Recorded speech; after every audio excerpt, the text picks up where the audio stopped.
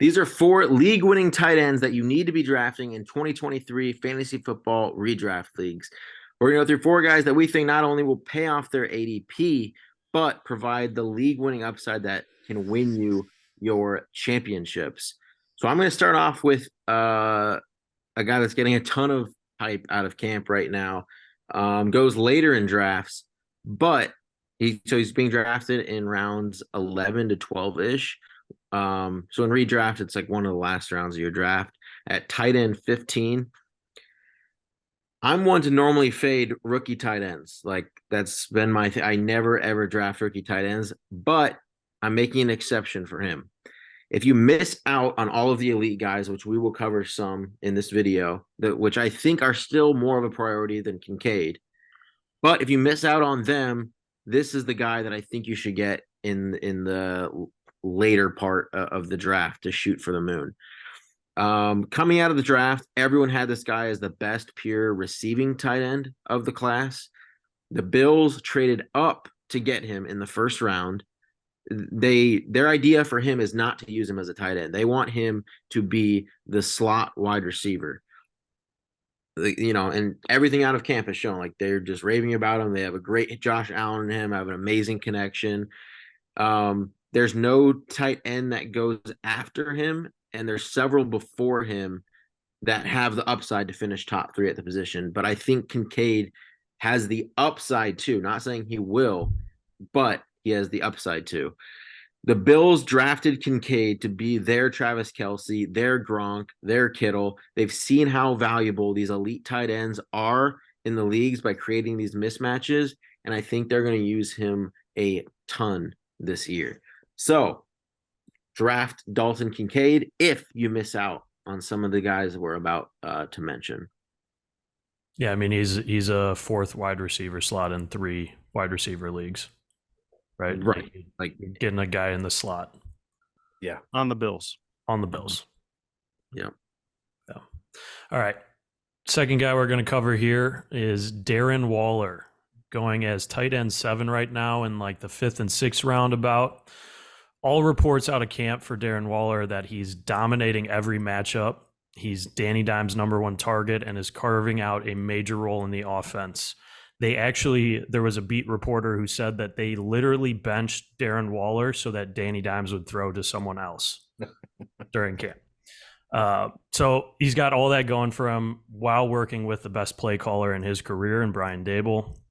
Over the last 3 years, Waller has averaged 32 routes, 7.6 targets, 5.3 receptions, and 62.5 yards per game, which are all top 4 for tight ends in worse offenses and not as the lead guy most of the time. He had 7 end zone targets in 9 games last year and is ranked 7th, 8th, and 4th in end zone targets over the last 3 seasons. This is a guy who's primed for TD progression as well on this Giants offense.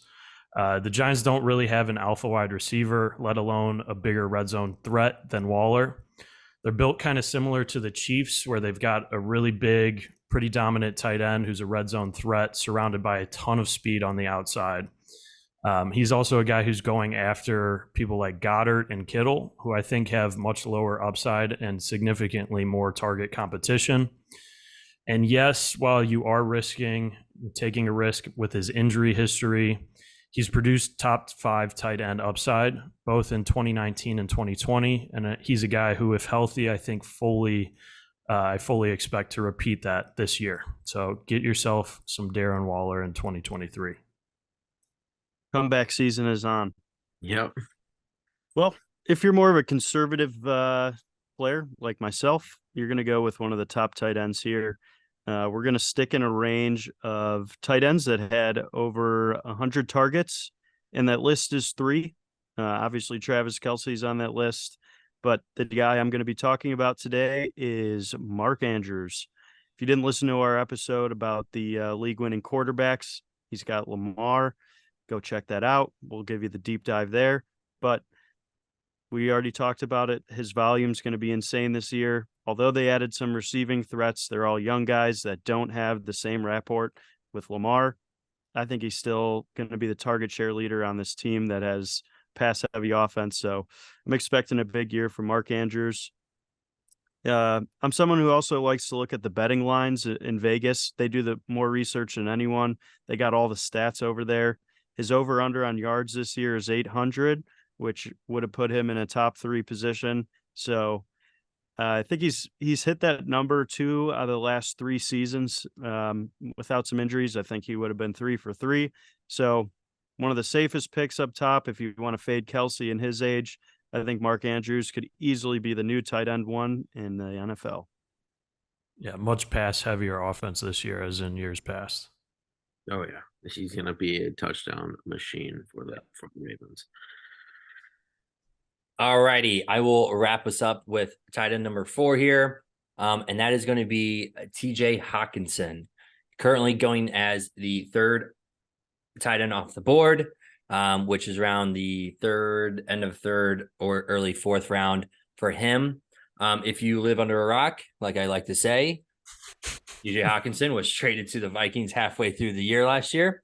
And just to give you some stats. So last year, Hockenson finished 2022 with career high in targets with 129. He had 86 receptions and 914 yards.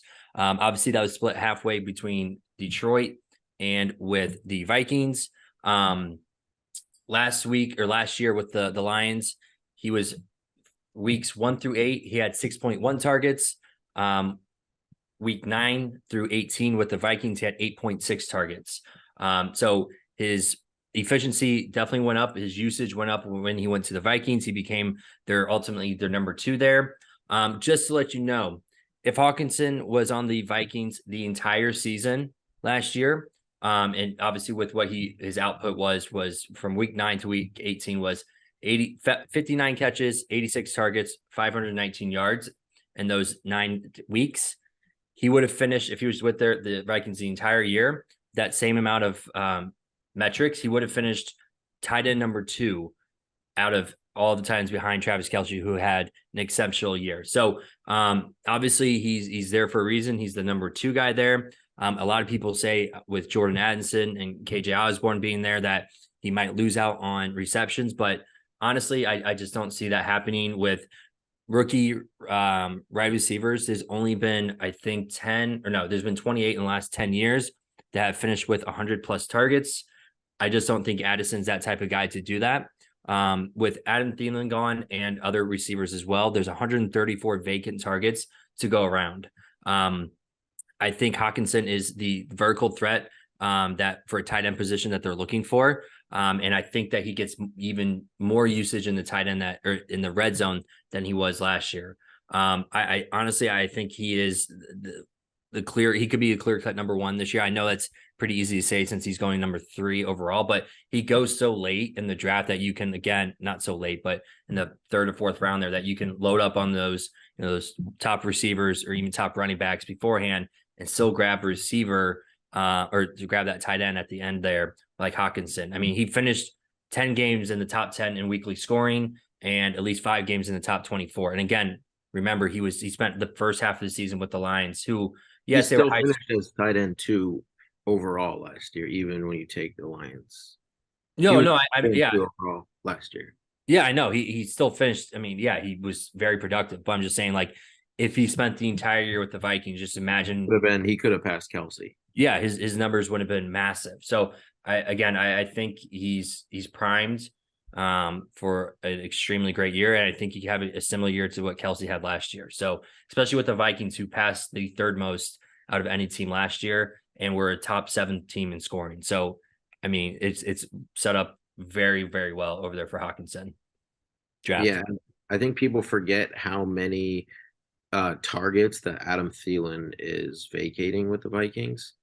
He had like 100. Like, I know he didn't do much with it at all because he's Adam Thielen, but I mean, he still had like over 100 targets with the Vikings last year, and those are all. I know Jordan Addison's there, but as a red zone threat, Hockenson and Jefferson are gonna. Yeah, I mean, and Dalvin Cook in the red zone either. So yeah, and those numbers, like I said, like if he was there the entire year, 17 games with the Vikings, he would have had 146 targets, 102 receptions, and 882 yards. So like,